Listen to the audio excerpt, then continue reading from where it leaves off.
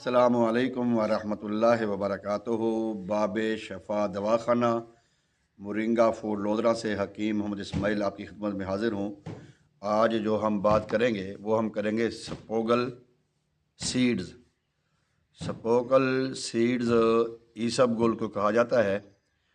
ایسب گول ایک مشہور تخم ہے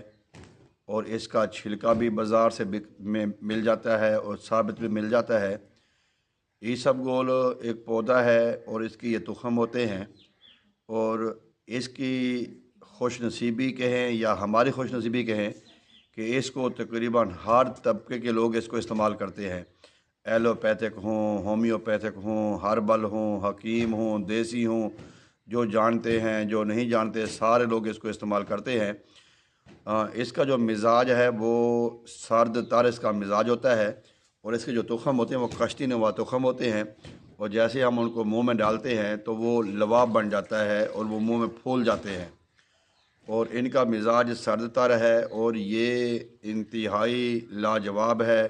تقریباً ہر گھر کی ضرورت ہے، ہر گھر میں یہ اس کا ہونا ضروری ہے،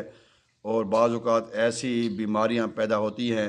جس سے پھر ہم انسان پریشان ہوتا ہے، لیکن یہ چھوٹا سا تخم ہے، چھوٹی سی جڑی بوٹی ہے، اس سے ہمیں کافی ہزاروں کا فائدہ ہو جاتا ہے۔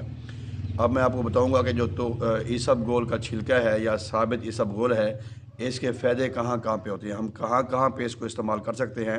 یہ تو آپ نے جان لیا کہ اس کا مزاج ٹھنڈا بھی ہے، تر بھی ہے، لیکن پہلے نمبر پہ تو یہ خشکی بھی ختم کرے گا اور جو ہے گرمی بھی ختم کرے گا۔ جو لوگ کہتے ہیں کہ ہمیں خشکی رہتی ہے، ہمارے اندر گرمی ہے، ہیٹ ہے، ان کے لیے یہ بہت ہی بہترین چیز ہے، بہترین ٹونک ہے،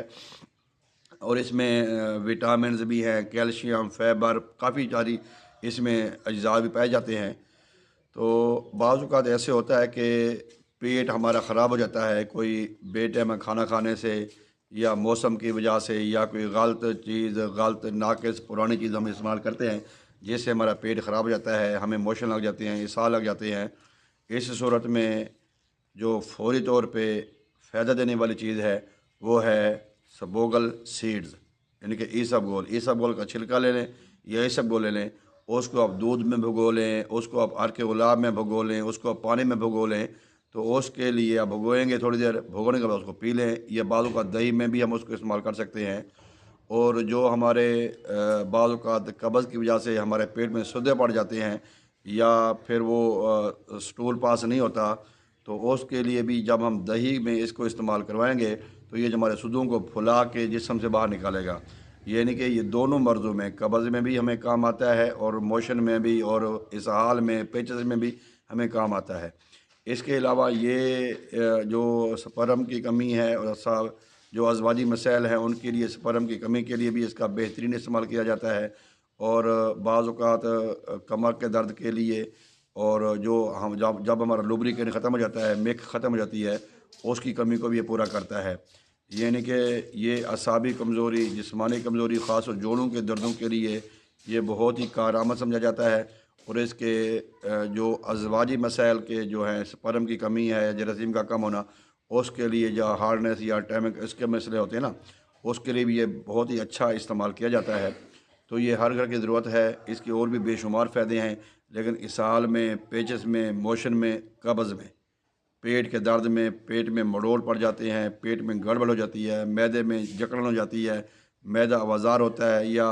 لوز موشن کی وجہ سے طبیعت نڈھال ہو جاتی ہے، بے چینی ہو جاتی ہے، تو اس وقت یہ کہ ہمیں اس میں ٹانک بھی ہے، اس میں سپر فوڈ بھی ہے، اس میں انرجی بھی ہے، تو یہ ہماری بیماری کو بھی ختم کرے گا اور ہمیں فائدہ بھی دے گا۔